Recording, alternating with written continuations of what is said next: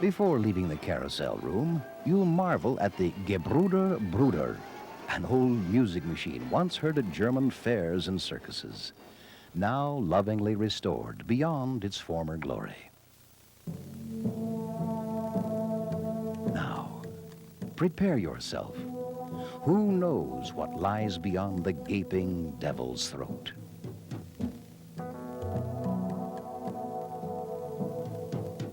If the carousel room is the most amazing exhibit, surely this is the most confounding. The organ room features the pipes of more than 40 organs from churches, theaters, and private homes everywhere. There are 3 giant consoles, the largest of which has 15 keyboards. It's the biggest organ console in the world. As you traverse the many ramps, catwalks, and spiral staircases, you'll see a huge potpourri of objects to captivate and amaze you. A 46-foot-tall clock, old deck guns, and a customized marine diesel with a double-deck ship's wheel and a giant propeller. These are strangely intermixed with fashion boutiques of an earlier time. In the gentleman's haberdashery, note the Remington bronzes of the Old West. The area gleams with 100 tons of old copper, beer vats from Wisconsin breweries, Swiss cheese cauldrons, and old Horlick's chocolate vats.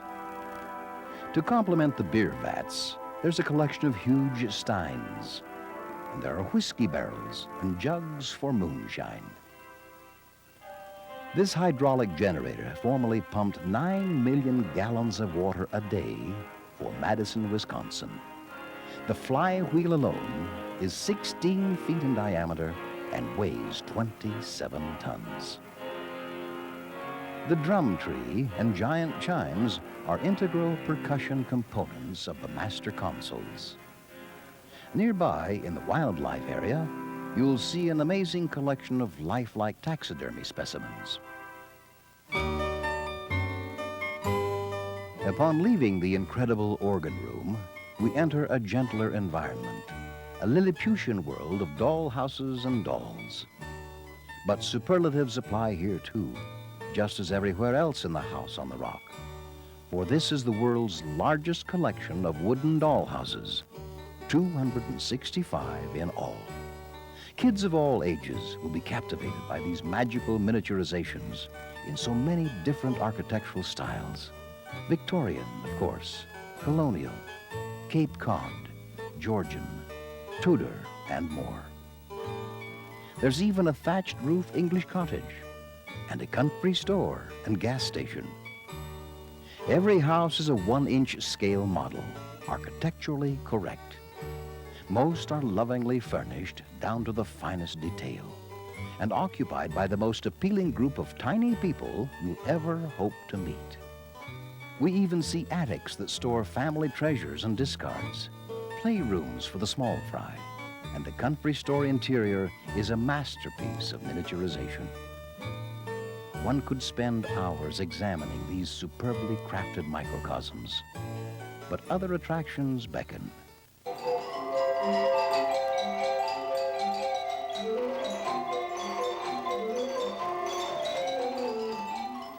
We are now entering another tiny world, a world of fun and frolic. The House on the Rock boasts the world's largest collection of miniature circuses, and what a delight they are in all their infinite detail. As we browse through the exhibit, we see complete circuses in 1-inch, half-inch, quarter-inch, and 1/8-inch scale. Young and old alike find them fascinating and nostalgic. Gleaned from all over the United States, they comprise over 1 million pieces. Here, in contrast to the tiny circus worlds, is a 38-foot pyramid of elephants, surmounted by 24 brightly costumed circus folk. And in glass cases, true-to-life models of the paddle wheelers that carried the circus from town to town. All around this room, There are 265 of the House on the Rock's 640 keepsake diamond window displays from the 1920s through the 1950s. Take the time to watch them in motion. They're fun. Dominating the room is an orchestra with 80 life-size musicians, complemented by a bandwagon with 40 more, complete with animated instruments. On leaving the circus building, we encounter a truly extraordinary collection of unique and unusual weapons, hundreds of firearms nestled in their cases. There are dueling pistols, rifles, derringers, six-shooters, blunderbusses, and more, with intricately decorated handles. There's even a woman's artificial leg with a little derringer in a special niche. These multiple barrel pepper boxes were designed and created by Alex Jordan, master craftsman. This is one of the most fascinating collections of weapons to be found anywhere.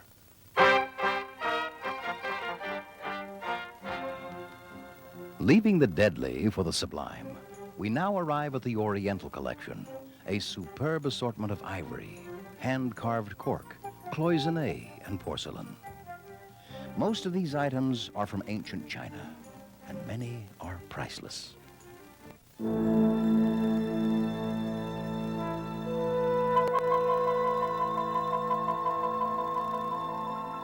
Here in this room, there's also a collection of armor, reminiscent of the armor of Europe, Japan, and India, much of which was crafted by an artisan from the Tower of London.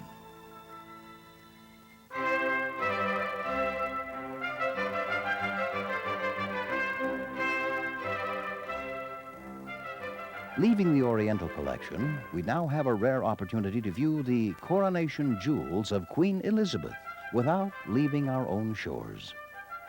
Exact duplicates of the originals in the Tower of London, they're so perfect in every detail that even an expert may be hard-pressed to recognize them as reproductions.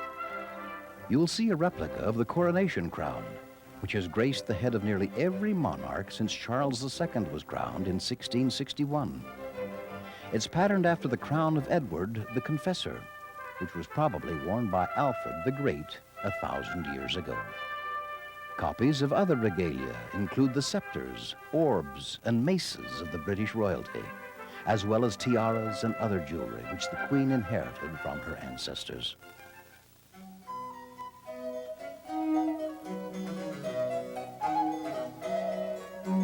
Sugar and spice and everything nice. That's what these dolls are made of, and we meet them in the doll carousel room. Delicate bisque creations to charm the heart of any little girl. Their faces are demure and sweet. Their hair is gracefully coiffed. They're exquisitely costumed in hand-sewn gowns of silk, satin, and lace, with bonnets, parasols, and silken flowers. Each one would be a delight to own and to love.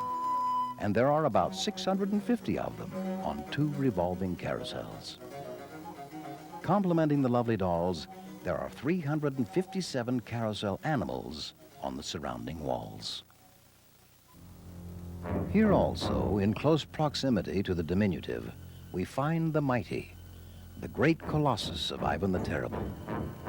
Conceived by Alex Jordan, this huge cannon is 52 feet long and gulps cannonballs 47 inches in diameter.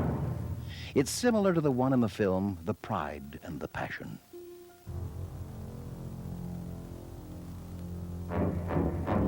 We now encounter the 4 horsemen of the apocalypse: death, famine, pestilence, and war. A sobering note to punctuate our day of entertainment. We won't brood for long, however, for here, as we cross the overhead ramp, is a view of the very core of the great carousel. 18 sweeps or arms guide as many as 7 steeds abreast. This brings us to the end of our inside tour, but more surprises await us when we step outside. First, the gift shop, which offers a wide selection of House on the Rock memorabilia and souvenirs. Next, you can enjoy eating in the festive atmosphere of the refreshment garden. Then we come to the village shops, a delightful bazaar of individual art and specialty shops. In an outdoor garden setting amid blooming flowers and shaded walkways, you can find unique and fascinating gift items. You can even have your photo taken in a period costume.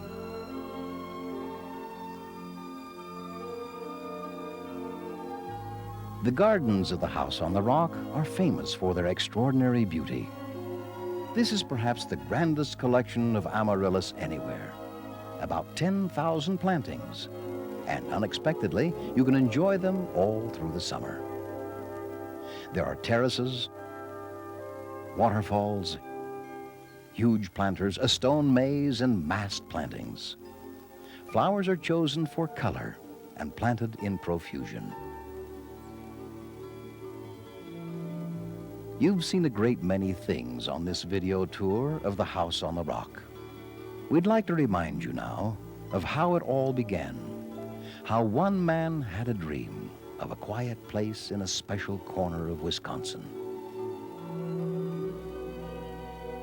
How he realized that dream with the skill of his hands and the strength of his back. And how that was only the beginning. The House on the Rock continues to evolve and grow. Exciting new things are constantly being added.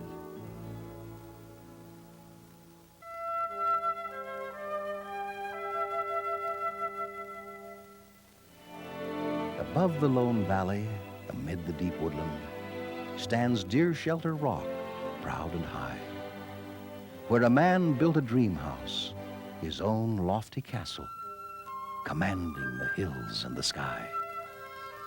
This place is pure magic, a house filled with music, a house with a hearth and a stream. Come, visit it often. It's yours for the sharing. The House on the Rock, one man's dream.